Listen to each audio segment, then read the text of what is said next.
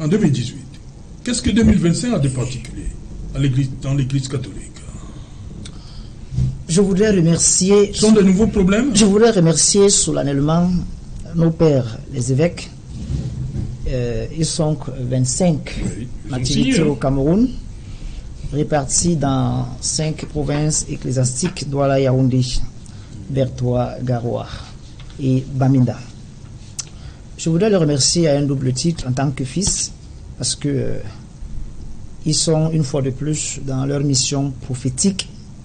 Et ma foi, cette nouvelle sortie arrive au bon moment, parce que nous, dans l'Église, nous en avons besoin, mais le citoyen camerounais en a aussi besoin. Oui, nous avons commencé l'année par ces sorties, et je vous disais ici, lorsque vous m'avez invité ici en janvier, qu'avant la fête de Pâques, les évêques vont sortir une autre lettre sur les élections. Donc, cette lettre a été solennellement lue le vendredi 28 mars au siège de la conférence épiscopale nationale du Cameroun à Yaoundé par Monseigneur Paul Niaga, qui est le secrétaire général de la conférence épiscopale nationale.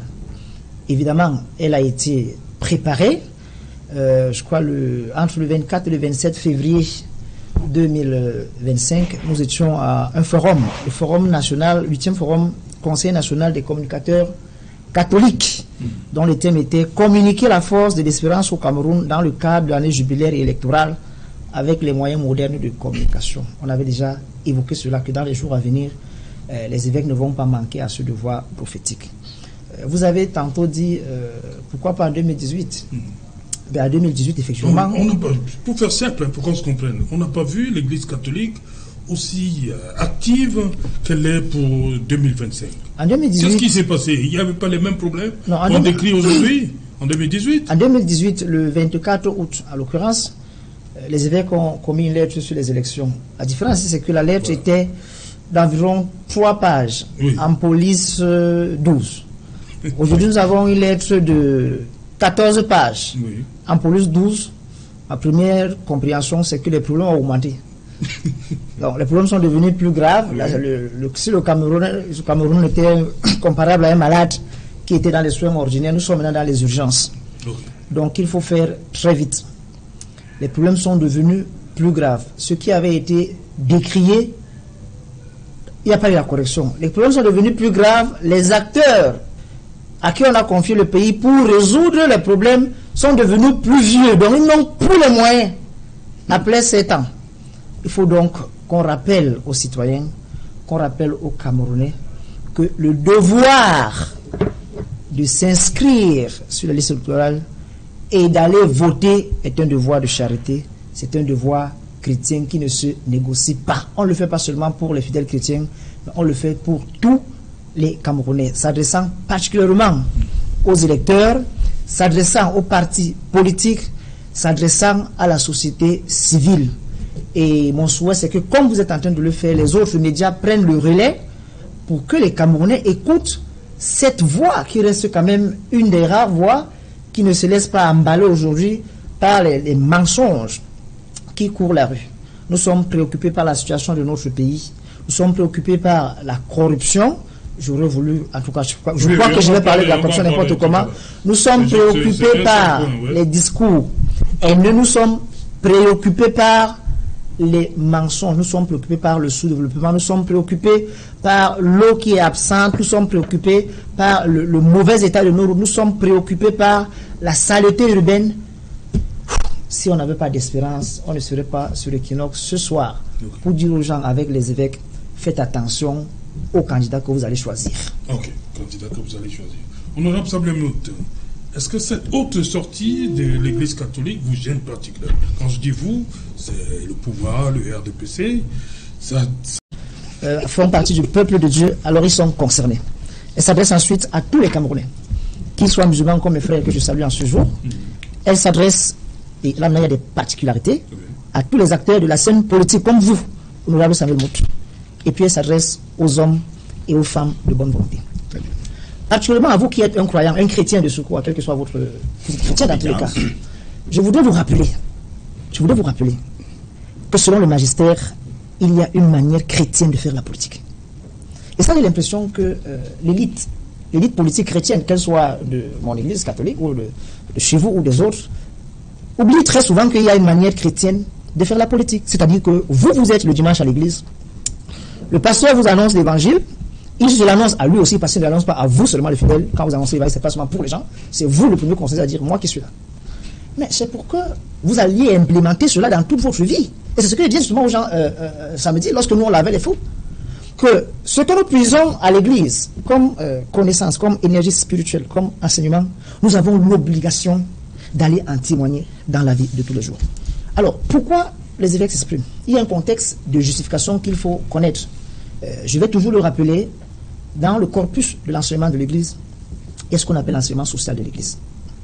Et dans le cas de l'enseignement social de l'Église, les sources de cet enseignement, c'est la parole de Dieu. Je sais que vous êtes un fervent chrétien protestant et que vous, en dehors de la parole de Dieu, vous n'aimez pas entendre parler d'autre chose. C'est la seule structure. Donc il y a la parole de Dieu. Et il y a la tradition de l'Église. Il y a le magistère qui peut être local, comme la conférence épiscopale nationale du Cameroun, ou alors le magistère universel quand c'est le pape qui s'exprime. Alors, je sais qu'il y a beaucoup d'autres hommes politiques comme vous, ou bien d'autres acteurs, qui s'imaginent que voilà, l'Église n'a pas à se mêler des questions politiques. Mais moi, j'ai pas dit ça. D'ailleurs, voilà, c'est comme s'ils n'étaient pas trop dans leur rôle. Et c'est ça. Je voulais simplement préciser trois choses qui peuvent justifier ou qui justifient l'action de l'Église. Je voudrais que ça note. La première chose, et qui est la plus importante, c'est la prière. Oui. C'est la prière. Et dans cette lettre, vous allez rencontrer l'invitation à la prière. C'est pour cela qu'on parle de l'espérance. Et dans ce contexte, je vous dis, c'est une information, elle peut aussi intéresser les médias, que du 26 au 27 avril de cette année, à Marienberg, c'est à Edea, dans le diocèse d'Edea, où est entré le catholicisme au Cameroun, l'Église du Cameroun est appelée à prier dans le cadre de l'année jubilaire pour l'espérance, pour notre pays. Parce que c'est d'abord ça notre premier devoir, celui de la prière. La deuxième chose qui rend l'Église légitime, contrairement à ce que vous avez imaginé qu'elle n'avait pas de légitimité pour quelle question. La deuxième chose. Je n'ai pas dit ça non plus. J'ai pris le soin de bien vous noter. Je n'ai pas dit ça non plus. Lorsque vous dites que c'est pas évangélique, c'est pas une parole d'évangile. Mais c'est pas une parole d'évangile. Attends, lorsque vous le dites, c'est une manière pour moi de comprendre que vous dites que nous ne devons pas prêcher l'évangile sur la politique. C'est votre interprétation. Et c'est là où je vous dis. C'est pas ce que ça veut dire, c'est votre interprétation. Deuxième part de justification de l'action de l'Église. C'est la solidarité avec les réalités sociales. Et c'est là où je vais vous dire que le verbe doit se faire chair dans les réalités que nous traversons. On ne prêche pas un évangile désincarné. Donc lorsque vous dites que c'est pas parole d'évangile, je suis sûr, je dis, ah, voilà un de nos fidèles qui s'imagine que l'église, la parole de Dieu doit s'arrêter dans la chapelle. Non, alors que si Equinox a cette ouverture d'inviter un prêtre sur son plateau, c'est parce que Equinox a compris que même sa chaîne de télévision peut devenir une chapelle pour laisser passer l'évangile. Donc le deuxième contexte de justification de l'intervention de l'Église, c'est notre solidarité avec les réalités sociales. Parce que nous, regardez un évêque, tous les dimanches, tous les week-ends, il a une visite pastorale, contrairement aux politiques bureaucratiques qui restent toujours dans le bureau. Pratiquement, je vous prends l'exemple de Douala, pratiquement chaque semaine, l'évêque est en visite dans les pasteurs, où il enseigne, où il écoute les gens. Maintenant, quand il rentre chez lui, il n'y a pas de repos. C'est les fidèles de tous bords. C'est les fidèles de tous bords qui viennent le saluer, même le secrétaire général, la présidence, bon, je ne sais pas pourquoi il était là. Voilà. C'est les gens de tous bords qui viennent. Ça veut dire que oui, il suspend sa visite à Makepé pour l'accueillir. Pour l'accueillir. Qu'est-ce que vous avez dit par là? Non. Je reste sur l'archevêque métropolitain était à Makepé ce jour-là. Les fidèles, il a suspendu sa visite pour rentrer recevoir le ministre d'État secrétaire. C'est la nécessité d'aller à cette rencontre-là. Non, on n'est pas au niveau de la rencontre. Parce que nous sommes solidaires avec les réalités sociales à partir du levain de l'Évangile. Alors, on doit s'interroger, on doit s'intéresser à toutes les questions, surtout lorsqu'il s'agit des questions qui sont relatives au respect du bien commun. Et je crois que c'est là où j'insistais, je vais y revenir, en disant que le fameux critère sur contre la corruption met hors jeu beaucoup d'hommes politiques. Beaucoup qui sont là et qui nous torturent depuis beaucoup d'années déjà. Le troisième et dernier contexte, elle a dit critère de justification de l'action de l'Église, c'est qu'elle a une mission d'éducation, d'enseignement. Et là-dessus, vous prenez 1998, je prends les plus récentes, 1998, la lettre des évêques sur le devoir des fidèles laïcs à participer à la vie politique. Vous prenez 2004, la lettre des évêques sur le devoir et le droit de vote. Devoir et droit de vote. Et là, ils expliquent le sens et l'importance du vote aux fidèles. Attention, 2018 sur les élections, 2025 sur les élections en début d'année. Donc, c'est le magistère officiel de l'Église. Ne l'utilisez pas quand il est du bon côté. Parce que ce que je déplore quelquefois, c'est que lorsque l'Église félicite, parce que ça arrive, une action du gouvernement par exemple, il y a certains hommes politiques qui disent que voilà, ils ont mangé l'huile et la sardine. Voilà, ils ont perdu leur crédibilité. Voilà, le SG de la présidence est venu corrompre l'archevêque de Douala. Et je dis non. Je dis non. Maintenant, lorsque la même Église prend l'autre côté, c'est-à-dire pour interpeller sur les souffrances qui déchirent, qui ont paralysé la vie de tous les Camerounais, on dit ah non, à César c'est qui à César, à Dieu c'est qui à Dieu. Mais même César, il appartient à Dieu. Vous, hommes politiques, tous là, vous appartenez à des chapelles. Il y en a qui sont des musulmans, il y en a qui sont des chrétiens, catholiques et autres. Il y en a peut-être qui ne sont d'aucune appartenance religieuse.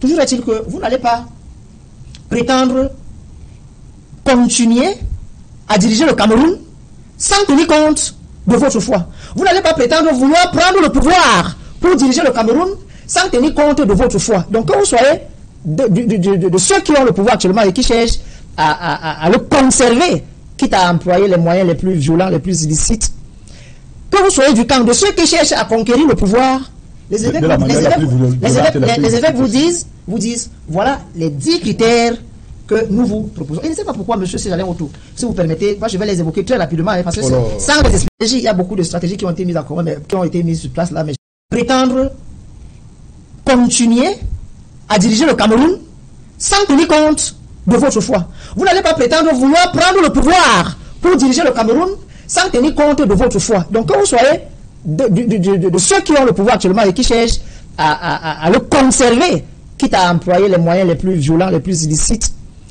que vous soyez du camp de ceux qui cherchent à conquérir le pouvoir, les évêques vous disent, voilà les 10 critères que nous vous proposons. Et je ne sais pas pourquoi, monsieur Céjalin Autour, si vous permettez, moi je vais les évoquer très rapidement, parce que sans les expliquer. Premier critère, intégrité, humilité, modestie, leadership, morale. Bon, ça élimine déjà rigueur et moralité. Vision et stratégie. Il y a beaucoup de stratégies qui ont été mises en commun, qui ont été mises sur place là, mais je n'ai pas l'impression qu'elles ont amélioré la marche du pays. Gestion efficace de l'économie. Je crois qu'on a au moins une quarantaine de gens qui ont géré l'économie dans ce pays, qui sont en prison. Consolidation de l'unité nationale. Oui, on ne peut pas consolider l'unité nationale en restant tous les jours dans son bureau si on ne marche pas, si on ne va pas à la rencontre des populations. Capacité à écouter et à dialoguer. Quand on écoute et qu'on dialogue, on ne met pas les gens en prison simplement qu'ils ont marché pour réclamer quelque chose. Respect respect de l'état de droit et des libertés. Effectivement, quelqu'un ne peut pas être presque chez lui en train de parler à ces gens. Vous venez l'interpeller parce que vous avez la tenue de l'État sur vous. Lutte contre la corruption, c'est sans commentaire. Capacité à gérer les crises. Boko Haram, Nozo, les vraies crises aujourd'hui au Cameroun, à mon sens, sont des crises mentales. Les ordures. Non, les ordures, c'est prophétique, c'est juste que c'est une gouvernance ordurière en réalité. Parce que quand les gens voient les choses, ils ne comprennent pas. Capacité à gérer les crises, amélioration des services publics, la corruption et enfin diplomatie et relations internationales. Voilà,